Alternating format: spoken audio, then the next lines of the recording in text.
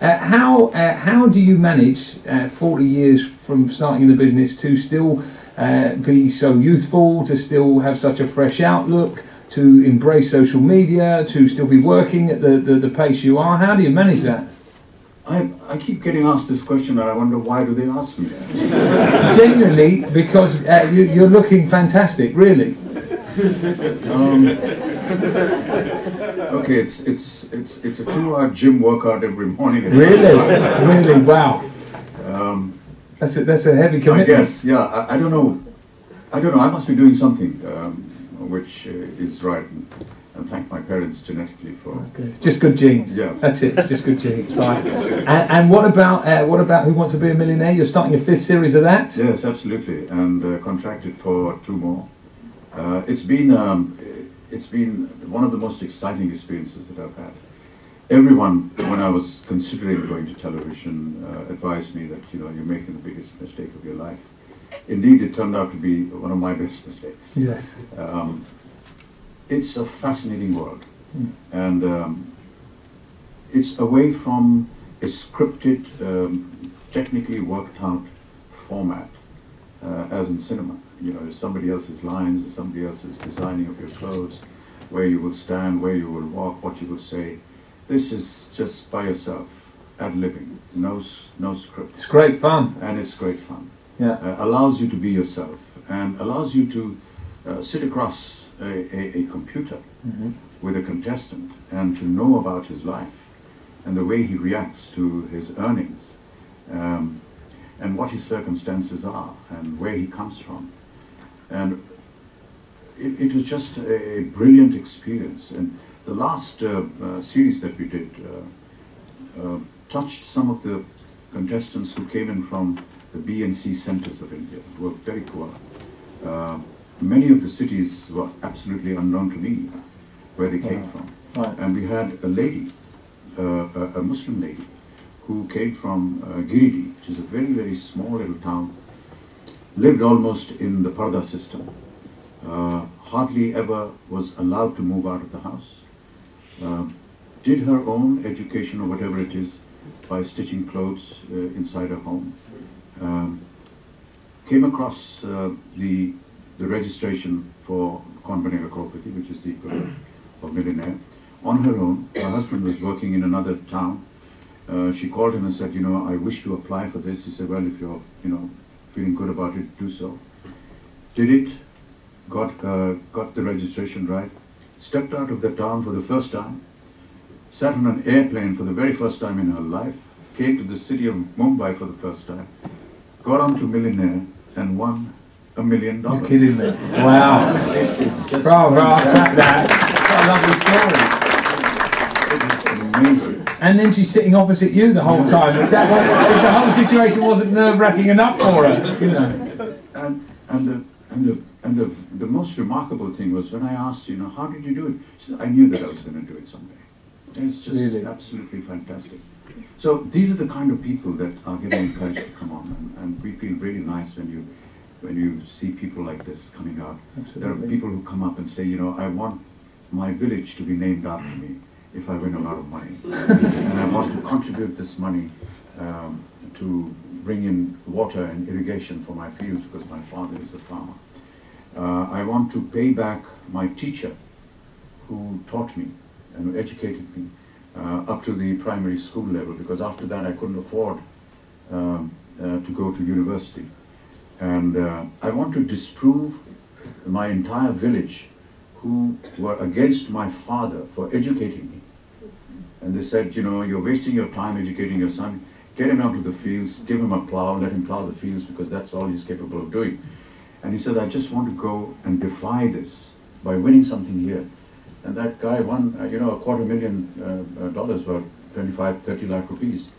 And, this is the kind of incentive that the program has introduced into the system. So I feel very delighted with I bet. And somebody goes back winning a large amount of money. Yeah, no, it transcends just being a television Yes. show, really. Yes. I wanted to talk to you about your father. He's a very well-known and respected poet. How did he feel about you saying you wanted to become an actor? There was never any opposition from my parents. I know that I grew up during a time when cinema was in India was almost considered a non-entity, and it was almost infra-dig to even talk about it. My parents, whenever we wanted to go to the cinema, would wet a film by going and seeing it before us. Really? And then approving it for us to go and see it. That's how bad it was, how good it was in their sense. But look where we've landed up now in the last 50, 60 years. We're all over the world now, and it's no longer considered an entity which is being looked down upon. It's a very important aspect in the growth, in the development of the country. Entertainment is going to be one of the three major development projects in the growth of the country, and cinema is the base. Key to that. Yeah. Absolutely. Now your son is an actor also. My father's an actor here. It's been really lovely for me to work with him over the last few years. Do you enjoy working with your son? Absolutely, yes. It's a great feeling. We have actually 4 of them in the house. My wife, my daughter-in-law, and my son. 4 actors, yes, one house. So every morning Nightmare. We pick up our makeup box every morning and drive off in different directions. And obviously, having been through a lot of the stuff I'm going through now, Dad, it's always great that I can go to Dad and get a bit of advice from him, and he can tell me this is how to handle the situation. Oh yeah, that's one of the benefits. We keep exchanging ideas and thoughts, and do you think I should do this film? And he will say, nah, I think it's not suitable. Right, so it's a two-way street. Yeah, it's wonderful. And what about your daughter-in-law? She's also an actress. Yes. And I'm assuming then there may be some little actors coming through. Right. Okay. And will you encourage them to go into the family business? Well, that's up to Abhishek and Ashwarya. I'm sure that we've never had any objection to that. Okay. And how do you, as a family of 4 actors and of such kind of high standing, how do you find time just to pull back a little bit and have some family time and quiet time? That's an issue. Right. We're all very busy, but thanks to modern technology, vlog, everything, we keep connected. My son is shooting a film in Russia. My daughter-in-law was at the Cannes Film Festival. She's now joined him. My wife is at the moment in Europe, not filming, just on holiday.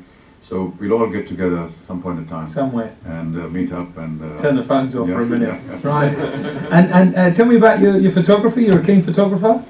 Not really. I pretend to be one. Okay. And you always feel a little left out if you aren't with the latest camera that has come out. Okay. So you buy just to impress other people, but not always with the talent of photography. Right. But yeah, you take the odd photograph and put it up on the blog, and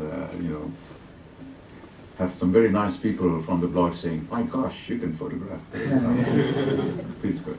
Okay, good. And I just wanted to ask you before we finish, on the set of Kubi, you were injured badly. As far as I understand it, that pretty much the whole nation came to a standstill. How did that must have been quite a comforting kind of feeling? Well, most of the time I was in a coma. So, right, okay. Subconsciously. As I said that, I was like, oh Christ, that's not the right question. Yeah. So I hardly knew what was going on. But yes, when I did survive, it was very lucky to. I knew that there were people who watched my films, but I never realized that the degree of devotion and affection that they had for me, and it was just incredible. It's a burden for me. I think it's a debt that I will carry. Their prayers and their love during the time I was ill. There were moments during that period when I was actually clinically dead and survived. And everyone feels that it was purely luck and the prayers. Of course, the medical profession did a fantastic job, but it was the prayers of the fans and the people who made me pull through. Yeah, pull through. Mr. Bachchan, absolute pleasure talking to you. Thank you. Thank you very much for your time today. Thank you.